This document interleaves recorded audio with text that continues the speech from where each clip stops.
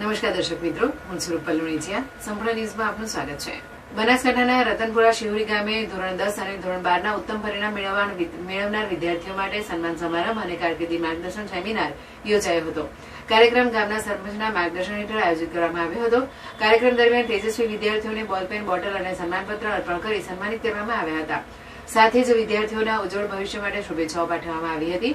ગામના સરપંચ અને યુવા આગેવાન અરવિંદજી ઠાકોરે વિદ્યાર્થીઓને સંબોધતા જણાવ્યું હતું કે સમાજ આજના સમયમાં શિક્ષણ સફળતાની ચાવી છે.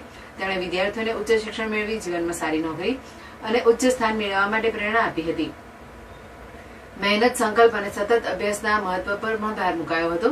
કાર્યક્રમના મુખ્ય વક્તા સહદેવભાઈ હિન્દુસ્તાની વિદ્યાર્થીઓને ધોરણ 10 અને 12 પછી ઉપલબ્ધ વિવિધ અભ્યાસક્રમો અને કારકિર્દીની તકો અંગે વિસ્તૃત માર્ગદર્શન આપ્યું હતું. વિદ્યાર્થીઓ અને વાલીઓએ તેમના માર્ગદર્શનને ઉપયોગી અને પ્રેરણાદાયી ગણાવ્યું હતું. આ પ્રસંગે શિક્ષક દલસુંગજી ઠાકોર, ડુંગરાસણના આચાર્ય ચીનુજી ઠાકોર સહિત મોટી સંખ્યામાં વિદ્યાર્થીઓ, વાલીઓ અને ગ્રામજનો ઉપસ્થિત રહ્યા હતા. સમગ્ર કાર્યક્રમ પ્રેરણાદાયી માહોલમાં સફળતાપૂર્વક પૂર્ણ થયો હતો.